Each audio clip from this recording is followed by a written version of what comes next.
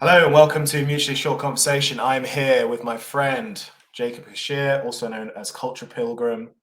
How are you doing, Jacob? Doing all right, Sam. Thank you for having me on for the first time. Looking forward to the Yeah, journey. which is weird. When I was thinking about it, I was like, "Oh yeah, this we'll do like a second episode because we've spoken before." But I realized that wasn't on my channel and that was on your channel. So these things they all kind of blend into one for me. So I don't really know what's going on a lot of the time. But our previous conversation was great. I really appreciated the chance to talk to you about I guess maybe some controversial stuff, some stuff that I was kind of thinking through at the time, and I really appreciated the space to kind of think think out loud about that stuff. Because I think that your contribution to that helped me rein in some places that weren't so solid, but also realize what was actually interesting in regards to what I was saying about particularism and kind of these scattered thoughts I had on identity. So I really appreciated that. Mm. Yeah, I recall we dived quite deeply into education and the kind of bureaucratic machine that some of the education system has become, and then as you spoke to, kind of delving into English identity and all of that. And I'm still that's like one of the kind of many plates that are spinning in my mind, and I'm revisiting it, and I have been circling around it recently. So, but yeah, I'm pretty much a open canvas in terms of where we go today. But yeah, that's actually my dream job is to just talk with people and help them develop. Have a space to really develop what they're thinking. So I'm glad that that was afforded to you. Yeah, my dream job too, but I think it's just because I like the sound of my own voice. Um, anyway, I've always been curious because your channel's called Sense Space. I'm just wondering what does sense space mean? Yeah, great question. So Sense Base had a kind of trifold meaning when I started it about 4 years ago. And the first of those is kind of a space to make sense, obviously, sense making, making sense of life. That's kind of the core of what we do as human beings in dialogue, apart from just maintaining relationships. And then there was also this sensibility, this disposition towards a certain kind of dialogue that has been come to be known as dialogos. Um, that really was fascinating to me and was actually what kind of drew me out of the university conversation, the more kind of political mainstream sphere that I was operating in, and into this really um, alive space of dialogos that was popping up at the time through the intellectual dark web, and later John Vervaeke and Guy Sangstock and Jordan Hall and all of these people were really important teachers to me in how to have a dialogue that is experientially, qualitatively deeper. And so it's not just operating at an intellectual level. There's a kind of embodied quality to the dialogue. There's a drawing upon the capacities for intuition, for flow, um, for a deeper listening that affords things to emerge in the conversation that otherwise wouldn't. Um, and then the last meaning of sense space was kind of the outcome of that for me was an experience of sensing space, like coming away from the dialogue with a renewed sense of spaciousness, going out into the world feeling more spacious. So that's kind of how it started. Many years of unfolding within that space and many kind of sub projects within it, different inquiries that I've been fostering. Um, but yeah, it's ultimately pointing to a possibility space in dialogue that can be quite mystical at root, but can be very practical at surface. Yeah, I would like you to comment on that embodiment thread a bit more because I was thinking about this because some of and I think it's just natural. It's not like the fault of anyone I have spoken to either remotely or in person. But I found that naturally the in-person interviews I've done, usually at like people's dwelling places, like uh, the one I've done with Daniel and Michelle Garner in their house. the one I did recently with Tiger Cho in my apartment in Seoul, they were like just naturally much more free flowing and talking less about lofty and abstract intellectual ideas and more about the down to earth practicalities of things. I thought that just naturally came from doing the interviews in person, usually in a familiar place to one of the people in the interview as well. I'm just wondering because a lot of your interviews are kind of online interviews. So, in what sense do you mean that they are embodied? What sense do you mean that? Hmm. Because I would almost argue that this is kind of like a disembodied version of the conversation because we're two talking heads in a virtual abyss, right? Uh-huh. Well, it can be.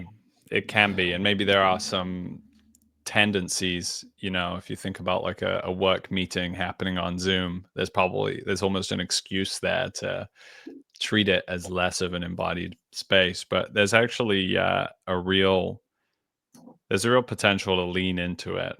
And a lot of that is actually in the space creation as well. That's something that I've kind of learned over the years.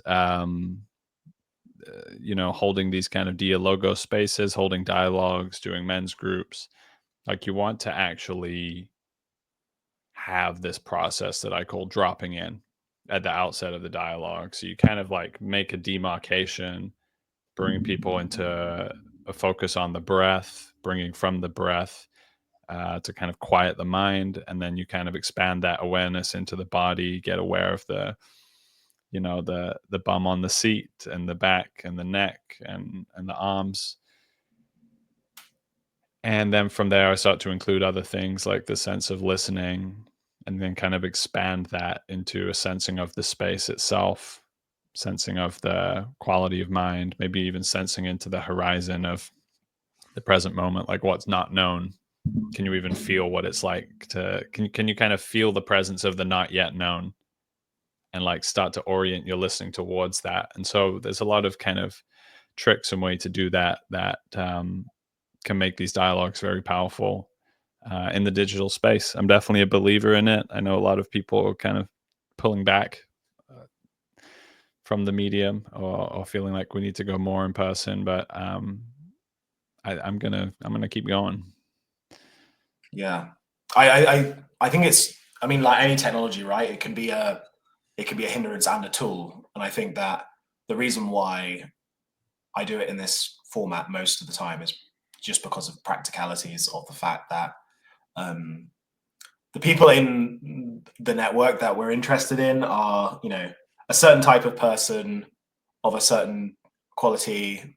And, once you start doing all these probability calculations on the global population, these people tend to be pretty spread out and it's more of a practicality thing. I'm really fascinated by your description there because it sounds almost like it's not just the embodiment of a normal in-person conversation that would have been pre the virtual world. But it sounds like your version of dialogos, as you call it, is almost a connection to Dharma practices, and that those play a big part in creating a certain type of conversation. So I'm interested in hearing about that. I mean, just the practicalities, like how you set up your conversations and kind of what kind of result you think that has. I just wanted to comment as well that, and I've been thinking about this a lot as I've dug into Schopenhauer and realizing how important our CNS is to the way we think, and that the brain is not so separate from the body. Um, One interesting example was when I visited Alexander Ebert in New Orleans, and I thought that conversation we did, it obviously, like any in-person conversation, body language played a huge part, but it was also in one of his recording spaces. So obviously, it's where he's used to doing his work, but it was almost set up, especially with the way I did the cameras and the audio. It was almost set up like a performance space, and it Mm, sort of framed the conversation in a way that suited him as a musician, if that makes sense. But I wanted to hear you comment yeah. about what I was saying about the connection between Dharma and this sort of conversation you're trying to foster? Yeah, I mean, I would love to be doing more in-person interviews and dialogues and recordings like you. It's a question of practicality for me, and I haven't always had the best. I haven't had like I don't. I've been like a nomad partially over the last few years, so I've just had my microphone. I haven't got a second one of these that I'm hauling around everywhere. So um, there's a little bit of complication there, but yeah, I think I was a meditator for many years before getting into the Dialogos. Maybe from around 2016 ish. I started 2017. I started to really explore this. So maybe for about 3 years in the run up to the interest in Dialogos, I had been meditating solo principally. I would also say that it was a consequence of my exploration of psychedelics. Um, which are very kind of set and setting based um, tools, if you want to call them that. Like the intention, the space that you create affects a lot what can happen within that, what will unfold. It's a really good idea to relax the nervous system, because then there's more information that we can receive and tap into.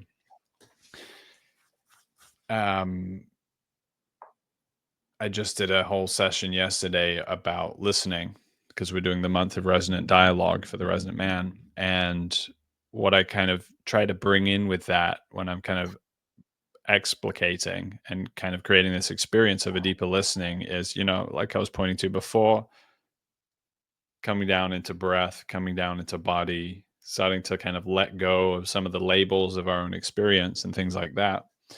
Um, but then there's a lot more that you can include in listening. Like, am I listening to what's going on in the conversational field?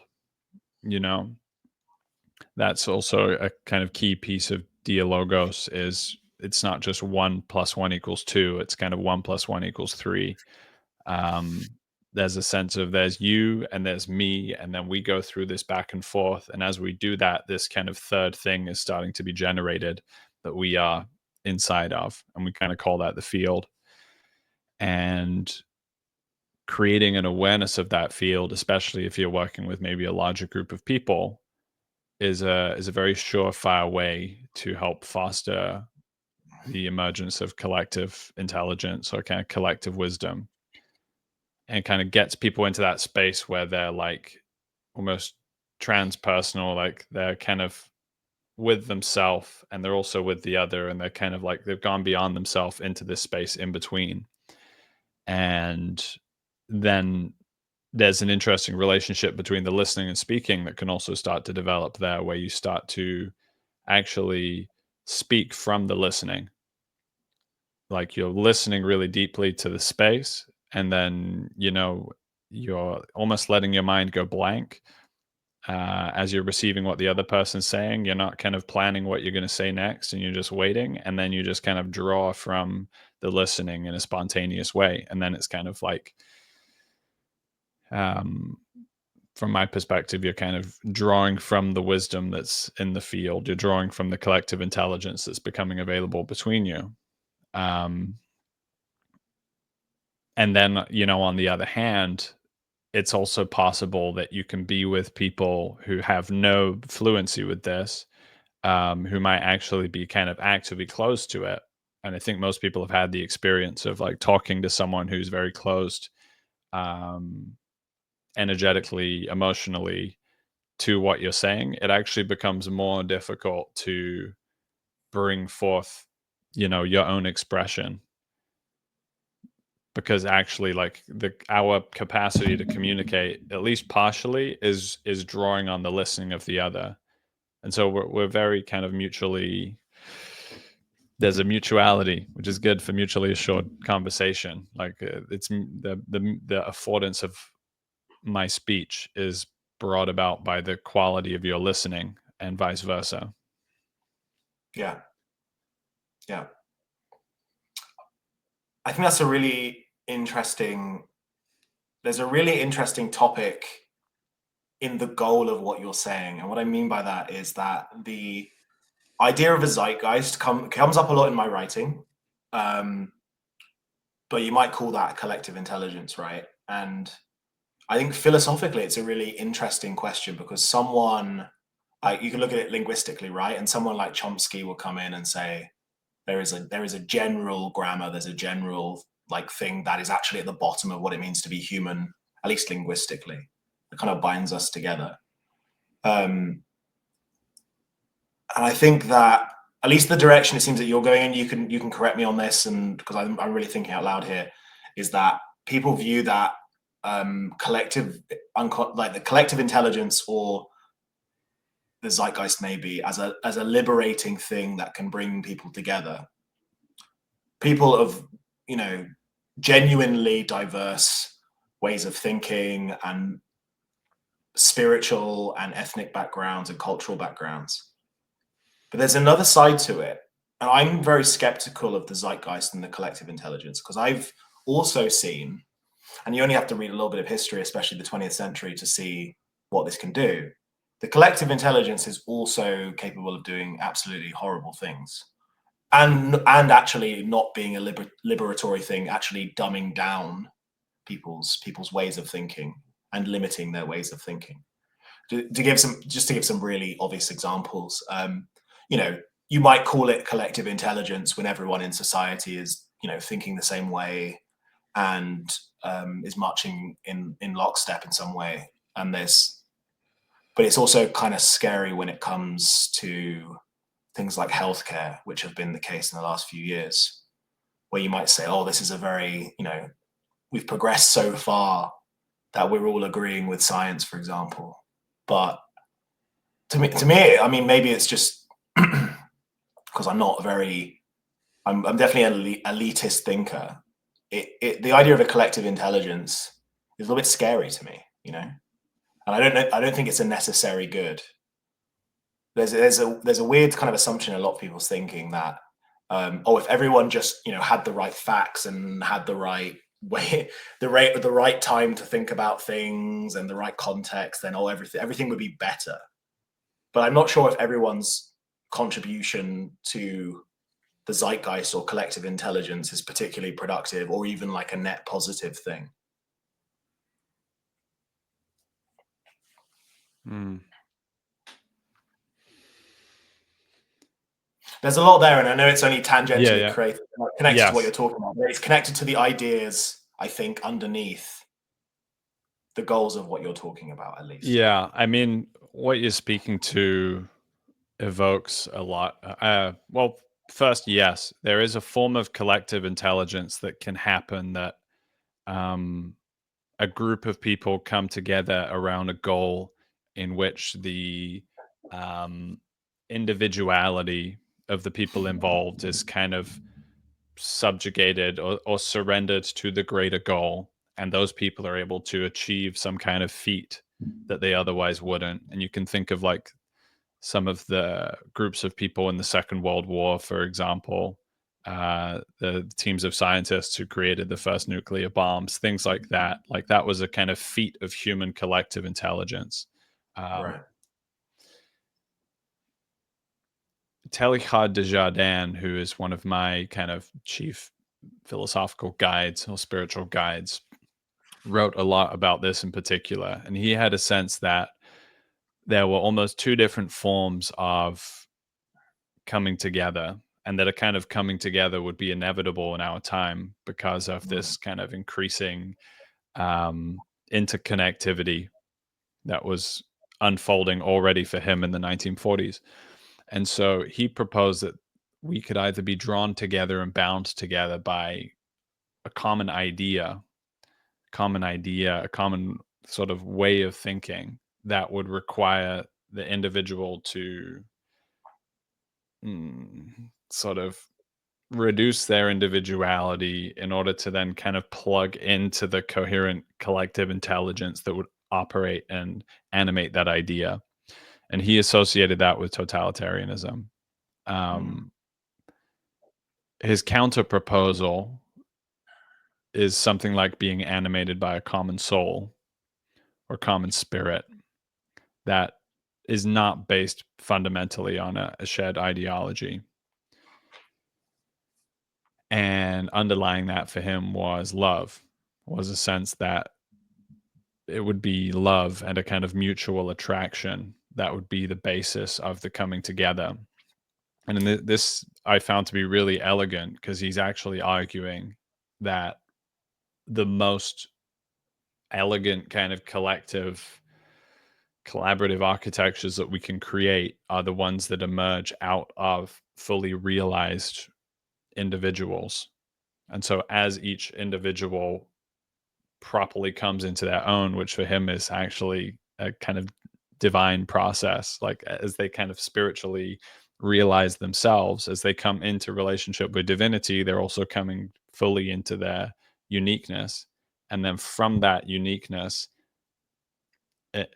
this is really in the context of a kind of Christ consciousness. From that kind of Christ consciousness, which is absolutely unique in that person, then the love within them will attract them to other people, and they will be drawn together into um, a different quality of collaboration, which is based upon the common soul attraction rather than on the set of ideas that binds them together. So that's what crops up for me, and I'm still kind of playing with that framework. I find it to be very interesting.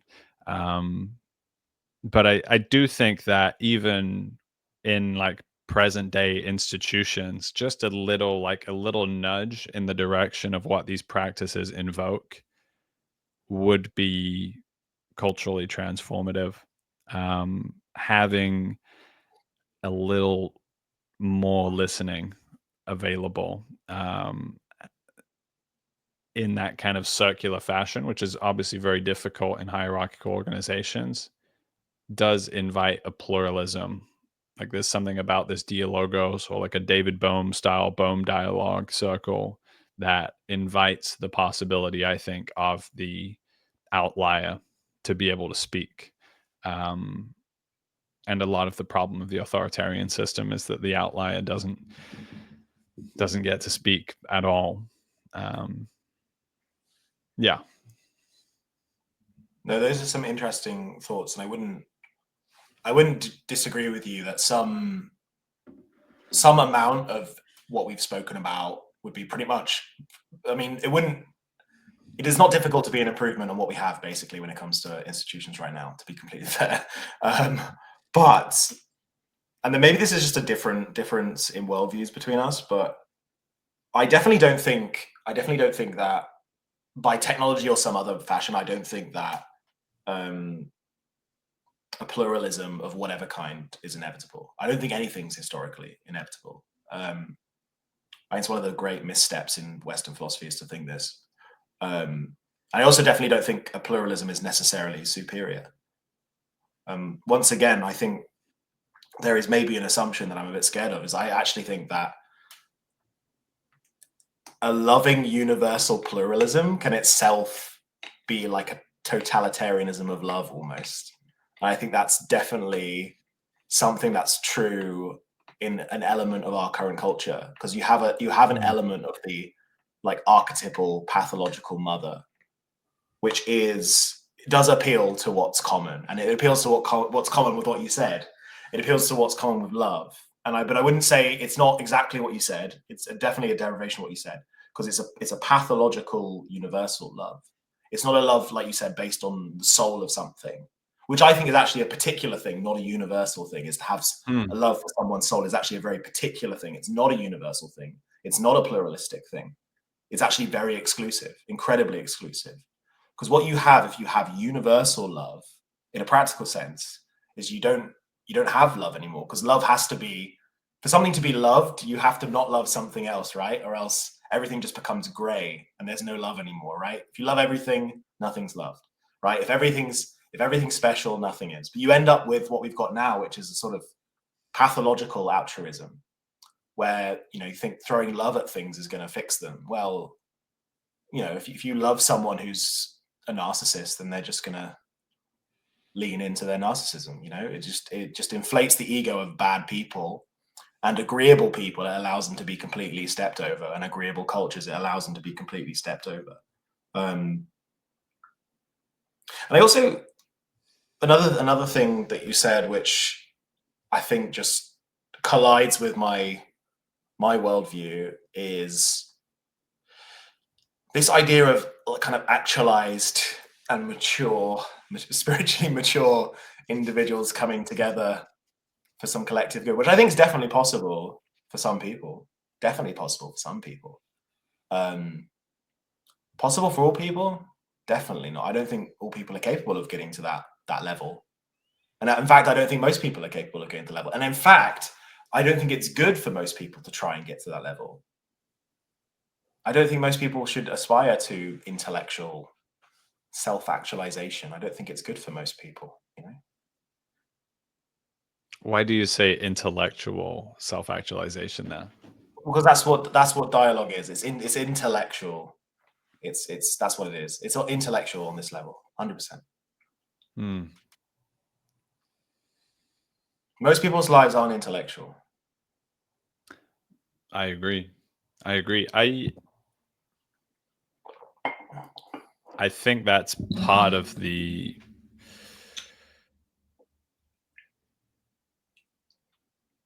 culture that I would like to see shift, is the idea that dialogue and maybe by extension philosophy is fundamentally intellectual.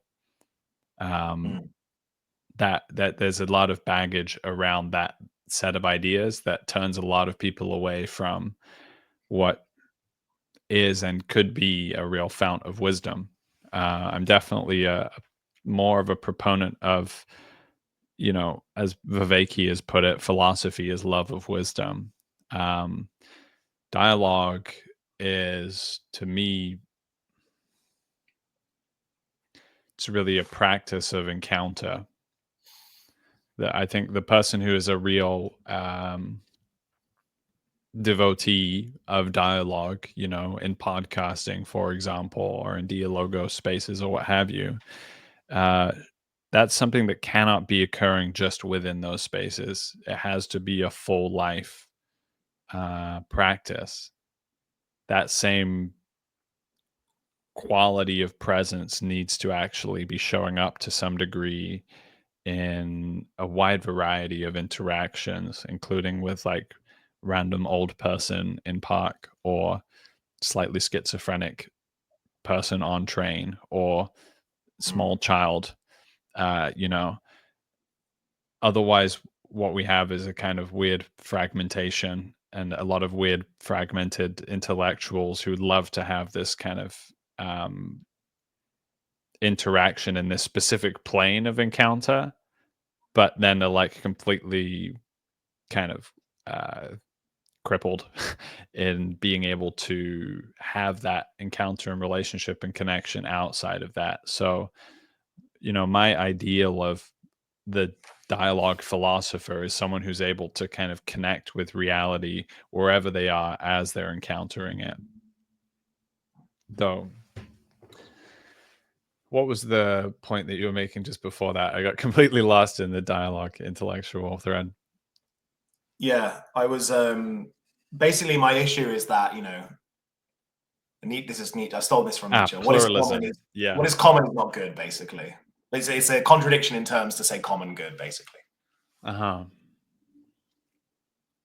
Yeah, I think what was coming up for me in that, like I do sense that sort of pathological mother instinct, like let me kind of take everyone under my cloak, let me include everyone and everything into my loving protective Mhm. cloak. And then on the inverse side, a kind of strange intolerance towards intolerance and an intolerance towards anything within that seems to threaten the overall pluralism.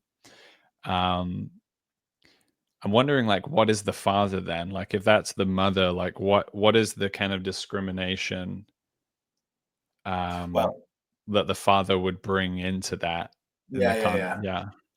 And what's so I think this is really interesting thing about archetypes is, and Freud would have a field day with this, but they do inevitably fall into like family structures, which is the most interesting thing. Is like you immediately think of the counter posed to the mother, which is the father, right?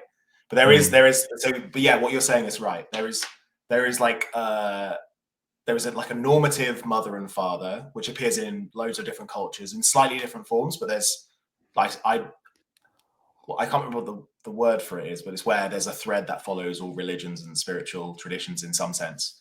Um, but then there's the derivations of those normative archetypes where they are wrong in some way. And I suppose the counterpose to the devouring mother who loves her children so much that she just hates everything outside or anything that even like criticizes them in any way, and it's actually bad for the children to do that. Basically, you probably know like actual mothers that are like this, basically. And I suppose the male counterpose to that, and this is the non-normative version of the father, is he's the absent father, and that's the reason why she's the devouring mother, because she wants to protect her children, right? Um, Uh-huh.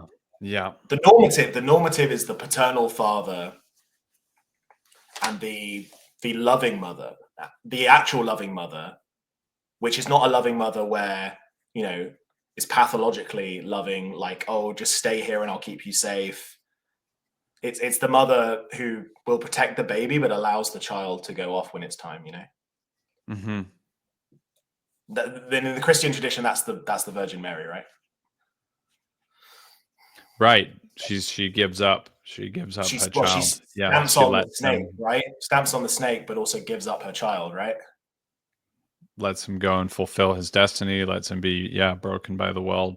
Um, yeah, I mean, I wonder, like, if the proper sort of exapting of that Telecart, like, if you took what I was saying about Telecart, about individuals kind of coming together into form like bodies of organization, little molecules of collaboration, and you say each individual properly being able to participate in that kind of higher collaboration is based upon them being more fully themselves, then I think the exaption of that for nation states would be that nation states are also in some ways like become fully themselves. Like, and this is like, we said at the beginning we're not going to get into abstract terrain, but this is thoroughly abstract because I can't even think a nation state, except for my idea of it, right? Um, but it may well be that it's about nations becoming fully themselves in their Mm, particularity, in their highest form yeah. of whatever their native or emerging spiritual, uh, the soul of that nation might be, and then Mm, kind of coming into collaboration from that place. yeah. And basically, that's a counterpose to what we have now, which is, I guess you could call it sort of like a kind of false pluralism, where you have a hegemon, and the hegemon is punishing certain countries in a pathological way, in a matriarchal pathological way, and not allowing other countries to be criticized, for example. Hmm. This Yeah, I structure mean, we're talking about that you found present in just conversations, it goes all the way up, goes all the way to the top. yes, I mean there is something about,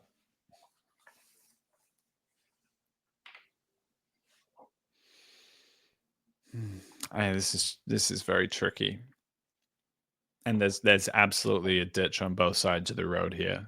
So on the one hand, you can have cultures that really have a coherent national identity and culture and are not really bought in on the kind of globalist pluralism that I think you're alluding to, certainly in the UK. Um, and those countries can have their traditions intact, but they could also be like really dysfunctional, and there can be Yeah. dysfunctions within the collective psyche of those countries that it's really hard to kind of properly identify and heal, shift, resolve, develop, because everybody's kind of stuck together in the bounds of this kind of collective body. And you can also think of that like the family structure. Like very often, the kind of cultures that are not pluralistic are ones that have a very intact family structure where the children live with the parents and so on and so forth.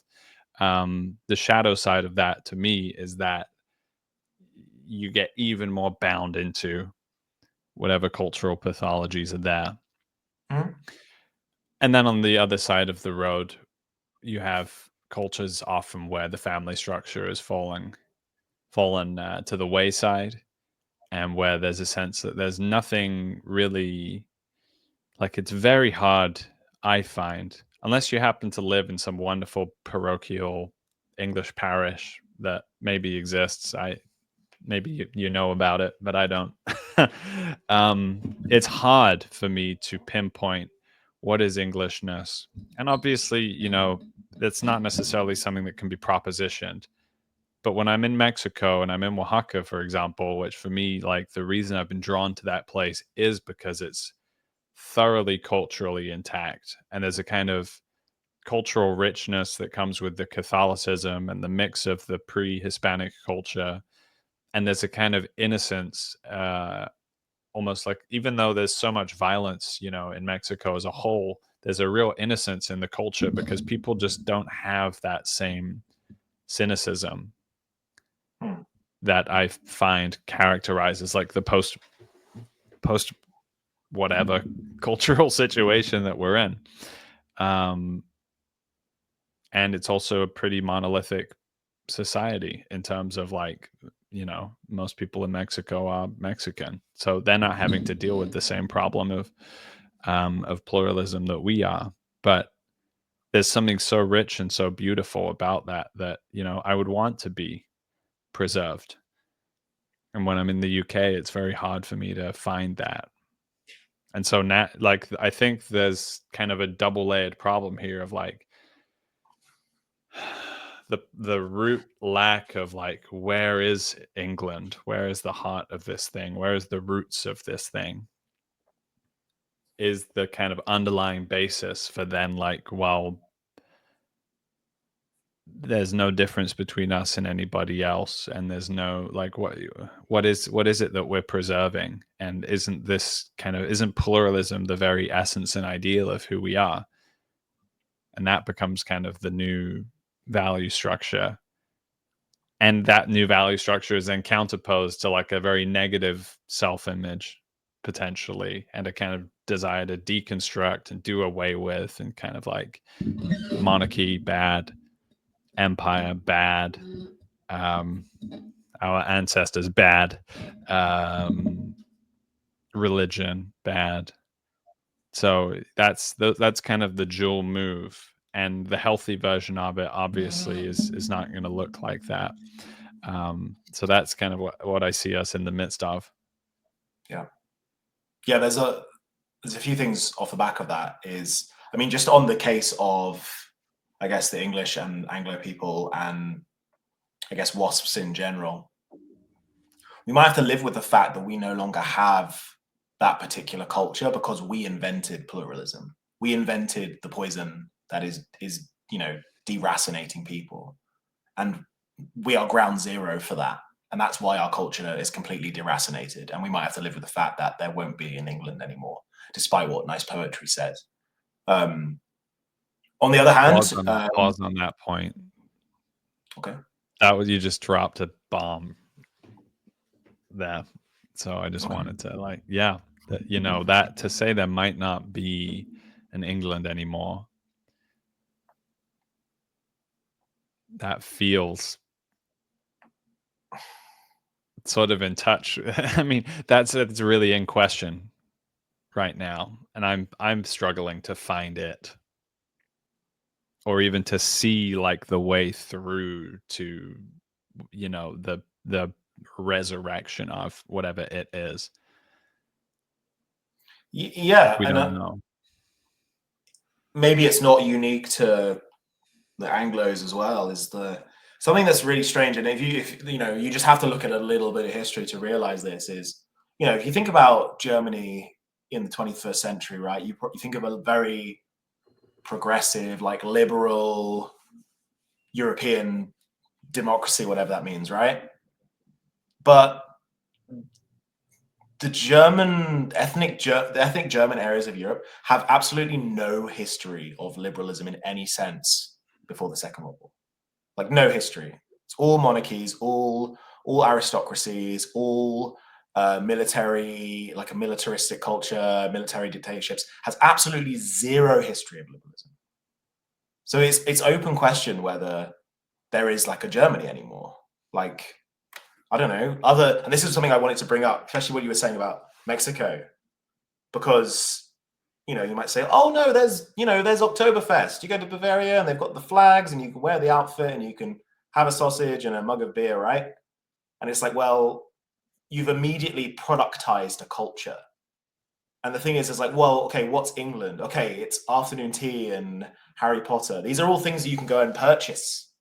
That's not actually like, as soon as you make something propositional, you've created a list of experiences that you can sell to tourists. It's the same. What is Mexico? Well, Mexico is like I don't know, like what is it? Tacos? Like it's great, Yeah. but it's not. It's not. Is it? From being there. But yeah, I also wanted to just add on to what you're saying as well in terms of comparing. Like, I suppose we're kind of really ragging on England because we're from there, but well, it's true, isn't it? It's true, isn't it? I'm sure that's like people study abroad in England. They're like, oh, it's amazing. I love England. Such a great culture. People are so polite. Whatever. So it's a grass is always greener sort of situation. And I just wanted to say as well, like having spent some time in Korea now, it is a grass is always greener situation because I sort of see the homogeneity of the society and the benefits that come with that. And I think it's so different to what we're used to back home that it seems like a utopia. But there are problems everywhere. There is pros and cons to every culture, I think. Yeah, I just want to say not ragging on, but really grappling with. It's an open-ended question for me, you know. It's not coming from a place of like nihilism towards England, even though I can get really down with it. No. You only hate things that you love. The only reason you would feel so strongly is because you love the place, And it's true with both of us, Yeah. I think there is a romantic poet in me. There are images that conjure, within me of like parish churches and little villages and some sort of beautiful essence. But this is That the is, thing is it's not a list of things. It's not like the parish church, the afternoon tea, whatever. It's some sort of collection of that you can't pay for it, that's for sure. And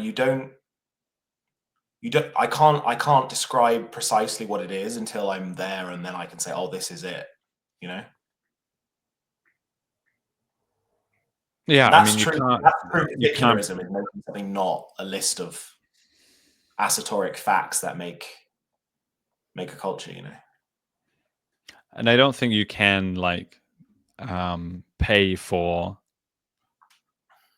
that thing that we're like that I'm pointing to with like this idealistic, pastoral village. Like that church is only really has that quality by virtue of being, 1,000-year-old church. That place only bears the quality that it has by virtue of its history, the kind of encounters that you have, obviously can't be bought. That's based on people who love the place that they live.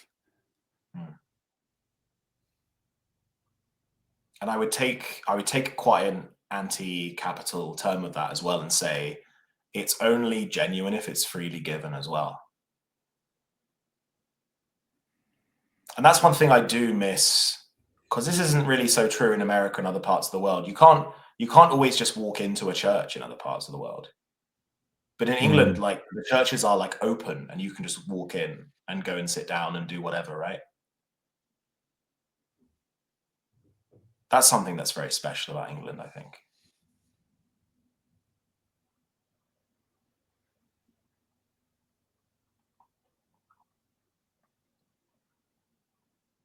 Yeah, I want to bookmark that there's a new report that Esme Partridge has just written all about parishes in England, and she's like run all the data and looked at what's going on, and there is kind of like a bureaucratic managerial force working on that as well. Like as revenues dry up, as church attendances go down, there is this kind of effort to like kind of like take out the individual parish priest and draw it up to this kind of like managerial body. And um like the fascinating thing for me reading that report, apart from all the details, was like the underlying spirit that I can kind of feel from her. And I think that is actually the most important thing. Like there has to be a felt sense of the kind of soul of the thing. That's Mm. actually kind of where it gets resurrected from. It's not from like properly identifying the factual nature of the problem. Like there has to be a soul level felt connection. And unless we can find that, I don't think we stand a chance of finding whatever it means. And also, one way to address this problem of the loss of identity in the nation state is to actually find identity in something deeper than nation state, to go deeper than it. And maybe some of the people that are drawn to like a kind of Christian national identity are like trying to fumble their way towards that. But I think when you actually get down to what they're pointing to, when it's not just like the idea of the history of a Christian England or something,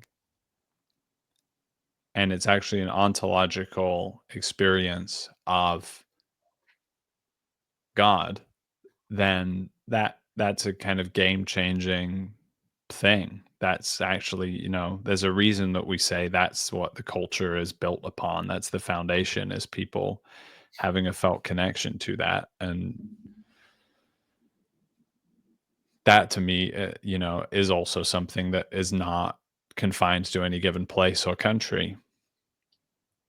That's why I'm, fumbling around all these different places looking for, some golden thread of meaning. It's not necessarily that the thing that finds the soul of England is to be found in England. And so maybe that also, bears some hope. There's a possibility of travel and, the idea of vacationing and holidaying that we're experiencing right now is radically different from everything that went before, prior to the 1970s. Like it was just not a done thing to go holidaying outside of England, or even Mm. holidaying at all, apart from holy days, which would be, local religious festivals. So that's a weird situation, but it bears a possibility that maybe some of the people that are going to Thailand or Bali or, wherever they're going, they kind of discover some of the spark, some of the essence that goes deeper than everything that feels like it's kind of gone wrong. And they can kind of then start the fire again from the base. I'm imagining you on your travels actually finding like a golden thread dangling down from somewhere and pulling on it and like, I don't know, discovering something. I don't know.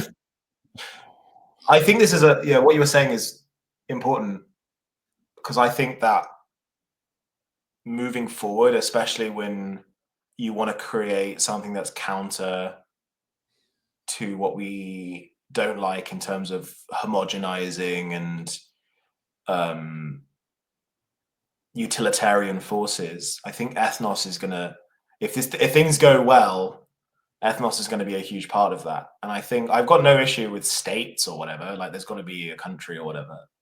But I think there's a real problem with propositional states, the two obvious ones being the United Kingdom and the USA, is that, people say, oh, they're unified by an idea, but as the way it's played out, that's not really what unifies them. What unifies them they're unified in the way a corporation is unified, you know? Like it's United Kingdom Corp and USA Inc., right? And the issue is, you know, they see people not as having something particular about them that ties them to a culture or a land or a way of living, but they view them as fungible economic units. They view them as part of the corporation, either as assets or employees, whatever you want to call it. Like that's how they view them. And that's why you've ended up with the contradictory insanity of mass migration, which doesn't benefit the citizens and doesn't benefit the migrants, frankly. Um, and this is just borne out in the fact, like it's the things you were saying. If you want a really good example of this, like boots on the ground, Shadwell in London's a great place to walk around. Okay, yeah, it's a deprived area, you know, heavily immigrant community, fine. But the most jarring things there are several churches in that neighborhood which have been converted into flats. And what is jarring about it, I guess, if you're, I guess, sentimental or whatever, is you have all the architectural features of a church, but it's got all the modern globalist cladding of a modern block of flats. And you know, it's not like they've knocked down the church and built a new thing. They've Yeah. literally Yeah, gutted yeah, yeah. the corpse of something and put something new in it. And near the train station, the over not the overground, what's it called? DLR, light railway station in Shadwell. There used to be a pub there on one of the corners, and it's been changed into a chicken shop. But once again, it's not like, you know, they've made it look like a chicken shop. It's literally looks like an old corner pub that's been gutted and had a fryer put in it. And the most upsetting thing is it still has the wonderful like hand painted sign of the old pub there. They didn't even bother to take it off. This thing which is capital and propositional states in tandem, it takes it's not even revolutionary. It doesn't knock things down and make new things. It just takes corpses and reanimates them like a parasite. And again, maybe I'm sentimental, but that's very troubling to me. I also find it really disturbing. I think it's about the only reason it's not disturbing is because we're desensitized to it. Being desensitized to beauty and being desensitized to the darkness as well, which I'm increasingly thinking go hand in hand. Um, and that's what the modern kind of urban sprawl is almost designed to do. It has that effect. It makes it impossible to really sense deeply. Um, yeah, there's a church in Westbourne in Dorset that is a Tesco Express, and it's a church, and then it's got a glowing Tesco Express sign, and you go inside and there's like stained glass windows behind the checkout counters, and yeah, I've, it's I've got nothing it's against wrong, is, yeah. you Well, I've got know. nothing against a beautiful Tesco. Like, oh, I don't see why our No. supermarkets can't be beautiful places. But I think it's what you were saying in terms of desensitization is we've gone through the ringer of piss Christ and all these other things, and nothing is sacred anymore. If that makes sense. Like it sounds silly. Like obviously a church should be a sacred space, like a hallowed ground, right? In some sense, but in Mhm. another Yeah. sense, something as proletarian as a pub is almost also for an ethnos. It's a culturally, it's a spiritual and it's a hallowed place in a way. Yeah. Yes. And with the pubs, you know, I used to live in East London, and there's a lot of neighborhoods like that. And there's two sides to it, of course. Like part of it is that the, 100 years ago, the people were social alcoholics, and that was the main center of life. And so almost every block you would have one of these kind of like corner pubs, and they are very beautiful. And I think maybe there was just a decline also in social drinking in that way. Um, but yeah, it's property is the biggest money maker in England today, right? Or one of them. So that's eating everything. Um, but this deeper thing that you're pointing to, like, in order for none of those buildings to be felt to be sacred, you have to have a lack of connection with the sacred writ large, like no felt sense of the sacred, no Yeah. touch point. And that's the condition I think that characterizes modern Britain. And if there's to be any possibility of recovery, uh, I think it has to be through the sacred first, if that makes sense. So the possibility of recovering the symbols, the kind of symbolic landscape, the symbolic vision that allows you to look through Christianity or look through the architecture of a church and see something greater requires like that. You need to almost have that experiential opening to that. And maybe those spaces just being preserved can help induce that and be a shelter for that as well. But I think it's about having a reverence and a draw and like having a kind of call to the sacred and a recognition of its essential place in life, and alongside some of what Byung-Chul Han points to of like having places of rest and like saying kind of like get back Satan to capitalism, like eating every part of the week and kind of having that homing and that rest place.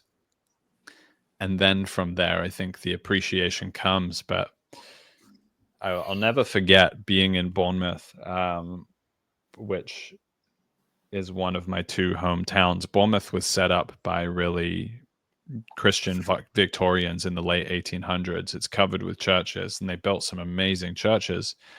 And there's one church right in the middle of Bournemouth Square, which was converted not into a Tesco, but into a nightclub, and a pretty like tacky nightclub. I think it was called Halo for a while until somebody was stabbed in or around it, and then they rebranded and had new ownership.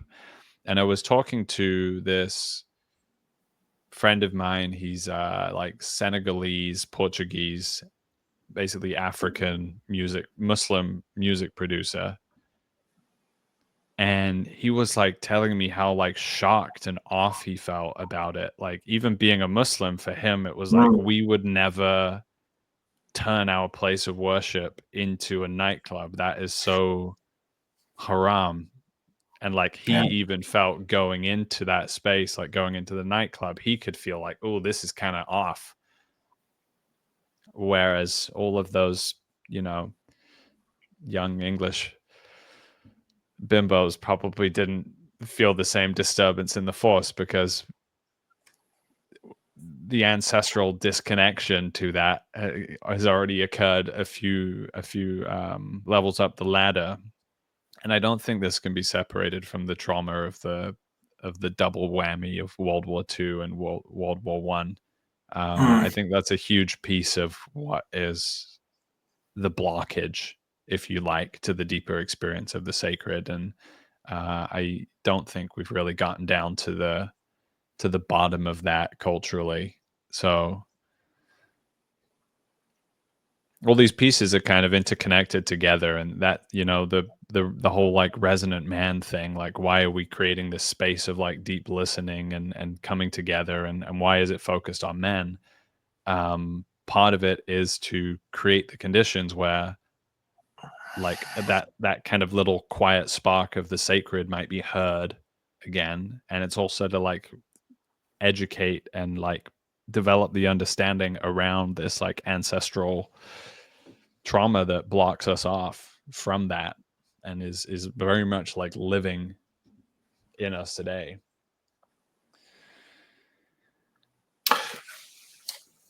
Because that church you mentioned that was converted into a supermarket, and I'm sure I would put money on it. There's other examples in the UK, probably a good handful of similar examples. But I almost, this is again, You could ban that. A government could come in and just, you if could, there was the disposition towards it, they could say but you could they also can. ban alcohol, but it doesn't solve the underlying problem. Right. This is the issue with authoritarianism, is it just kind of puts a very bad plaster job over the actual problem. And what I'm saying, I mentioned this because me and Cadell last when we talked about particularism, from my experience in my life is that the place of something spiritual or even just communitarian, as in the pub, the pub you go to on the weekend or whatever. It sounds silly, but it is a communitarian thing that binds people together. But it's almost like the English, we kind of got what we deserve really when it comes to our church, our supermarkets becoming the church, because the way people talk about the supermarket they go to is almost on the level of their religious denomination, like there are people who are proud to be Waitrose people, right? And there are also people who are like, no, I'm working class. I go to Asda or something. And then other people will have furious debates over whether Aldi or Lidl has the best bakery or something. Furious debates, furious debates. Like it's Yeah. almost like, those are, it's almost perfect. Like they should all be our churches because that's where it is right now, right? That's where the center of gravity is. And, but Mm, there's a positive in that, right? And I'll tell you why there's a positive in that, because the reason why people still have that fervor of conversation and that identification with something as silly as a supermarket is because they still in them, deep down, have that call to the sacred. They still see it as important to their identity and who they are, seeing like, oh, I go here every week. That's who I am. Or, oh, this one is better. So that I should have a strong opinion. I should defend this because that's who I am. People still have that call to the sacred in them. And I don't have an easy solution for this, but what you're talking about is going the right direction, because unfortunately, the point where we've gotten to, particularly in Western cultures, but I would say definitely in Anglo-Germanic cultures, is that we've become that sense has become so disfigured and so misdirected that we do have to start from something as like base as, oh, how do we have meaningful conversations? How can we connect with the like our same sex again? How do we like create men's groups and women's groups? And it has to be as base as that because of the point that we've gotten to. So I think your work yeah. yourself is in the right direction for sure, but it's gonna be an uphill struggle, mate. Because Yeah, you gotta beat the little bakery in terms of what you're offering. that's right. Um, And you've got to give yeah. people the same pride that going to Waitrose gives them as well. Yes. Well, there's two things here. I'll do them in reverse. I think maybe part of what happens there is it's not. I mean, not so much that it's like I'm now really identified with being a Jeremy Corbyn supporter or a little shopper or a vegan shopper. Like that to me is like the absence of the sacred becomes replaced with the gripping on to like the identification and the gripping on to whatever the kind of the tribalistic replacement of that is. um but in terms of these, like, how do we kind of start this at like little pockets? I think part of it is like once you have that depth of space, once you can kind of slow things down enough to notice what's going on, um, then like within that space, there's so much that we can do to start kind of plucking out the things and identifying the things that are parasitically blocking us from that quality of self connection and other connection. So um I don't think we get to where we want to get to with half the population of Britain being addicted to pornography, for example. That might seem like a completely unrelated issue, but I see that as part of it. Um, our relationship to technological addiction, myself included. I don't have any easy answers to it, but that's surely a key piece of clearing the space out of the way for the sacred to enter, to be able to breathe. And that's also part of the benefit of, coming together into a space or onto a Zoom space, is like, okay, I'm not going to be distracted by whatever those addictions are for this period of time. Mm. And then, like, alongside the kind of bringing forth the addiction, like, once you can kind of identify the addiction, then you can start to get towards the root, which can be, where is the lack of connection that this is making up for? And then we can also start to, like, do that process of recovery, which is like, oh, we never had a space to talk about what it means to be a man, what it means to be an elder, what a what the process of becoming is, what are the virtues that make what life worth living, and how do I Mm. actually understand those on an experiential level and not just a received idea of what, courage is. Like, how do I have the space to actually explore, like, what does courage mean for me in my particular life circumstance? Mm. And then that can kind of, like, start to, like, ripple out a little bit, and we can cycle that few through. We can reconnect with beauty, we can reconnect with the sacred, we can reconnect with the divine feminine, simply by creating a high quality space to talk about it and be present to it. One really dark thing about human nature is the truth about comorbidities. And you were saying, like, I don't know, pornography seems like a tangential, like one of many problems, right? But one thing that's true about humans is generally if you have a mobility, um, if you have a, if you're a compulsive user of pornography, but like you're generally going to have other comorbidities. You're going to have people that you don't just have one thing often. You usually that's usually coupled by some sort of addiction, whether it's tech addiction or some sort of substance, and you probably have some sort of like you're either socially anxious or something. All these things they follow along from each other, and Mhm, it's a really mhm. dark thought because a lot of people who are down and out are really really down and out because they have like 24 comorbidities. But it goes the other direction as well, like a lot of people who are doing well spiritually, you know, also don't waste a bunch of time drugging themselves with substances and, also take care of their health, also have good relationships with their family, et cetera, et cetera, et cetera. It goes the other direction as well. And I think we should take a very similar approach to what's recommended for debt, which is that you line your debts up with the smallest amount first, ignore interest, that sort of stuff, and work from there. And it's called snowballing. And I think we can do the same with individual comorbidities, but also societal ones. It might seem like a silly thing, like, oh, I'm going to sort my diet out in this small way. But these things, they accrue interest over time. And I think you can snowball your way out of complete degeneracy and a lack of meaning in your life. And you can snowball your way the other direction. Because I've experienced it myself. Mhm. I've chased comorbidities all the way down, and but over recent years, I've taken small steps to go back up the other way, and it snowballs. It gets bigger and bigger. My life gets bigger and bigger and bigger every positive step I take. Again, I'm at the bottom of a big hill here. I'm stuck in purgatory, but I'm moving up at least.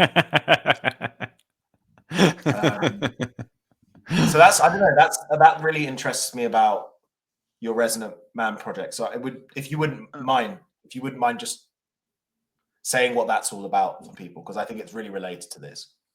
And I think Yeah, someone absolutely. listening and is interested in that, they should know what to do to get involved, basically.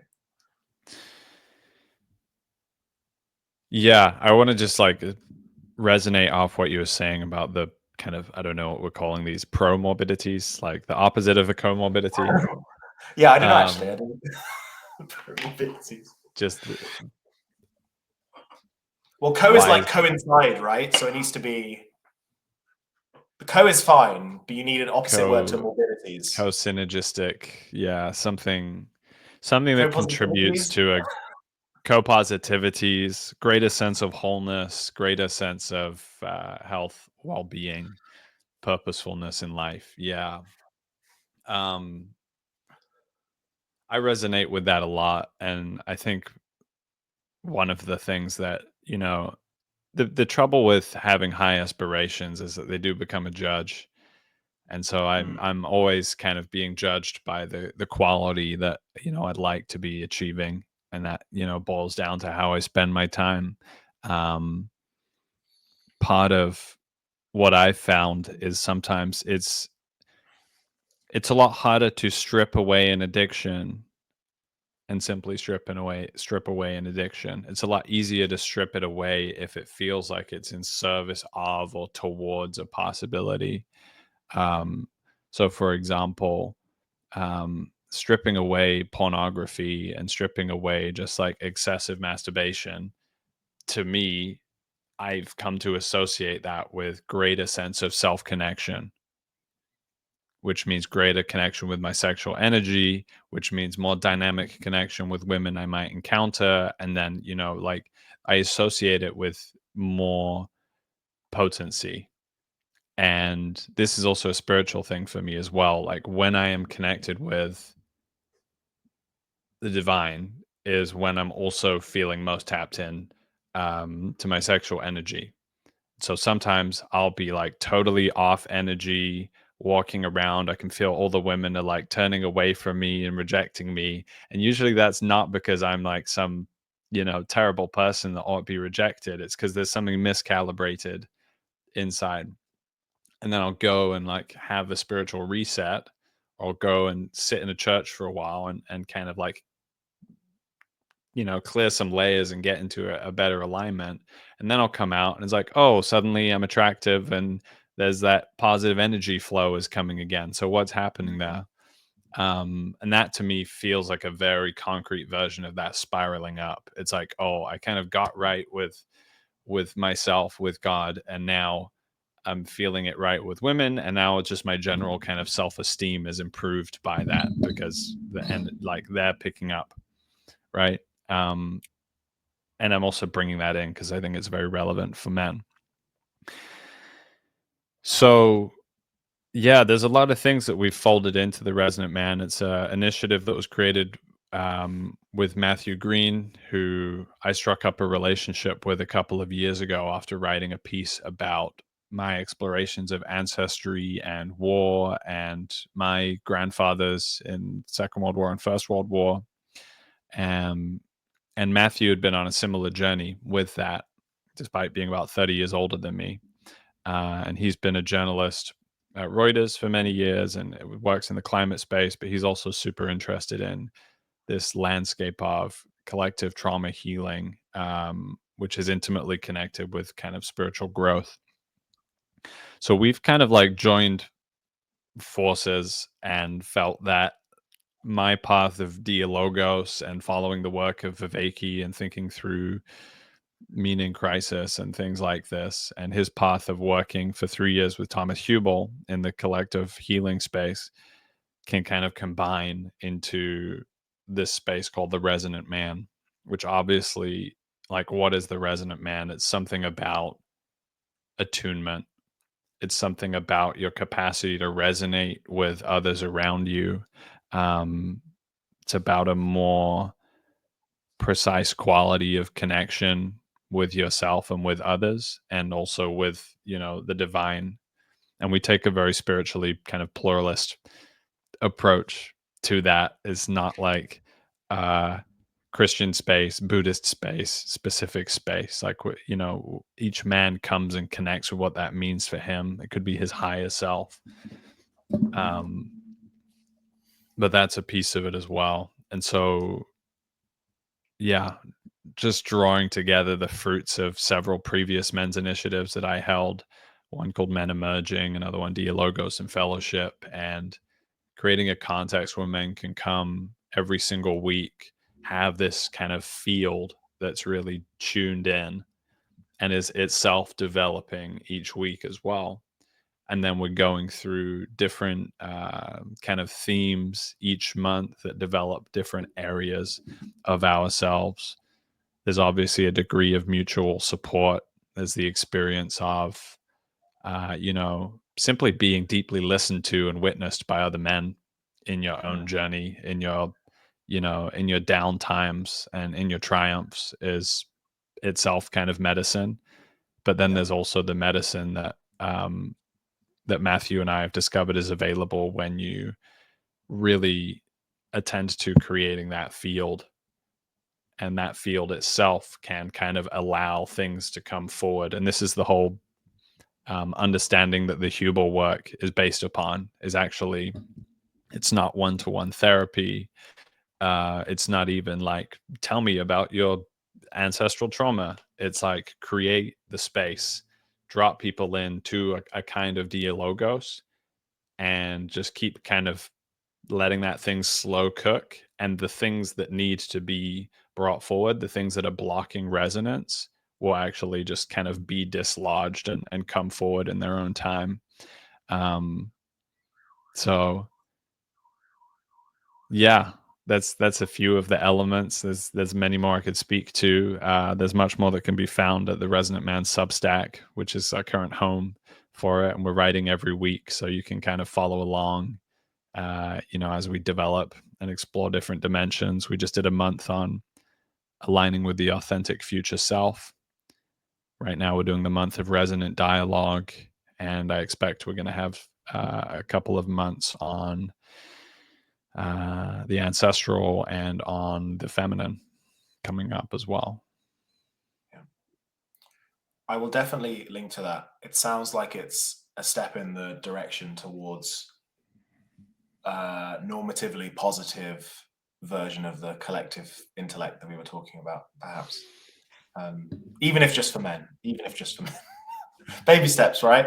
Well, we're doing it with women too. That's a key piece of it. Like, it's a men's space principally, but we're doing mixed events periodically with women who Okay. are kind of involved in this work. So that we think that's important too.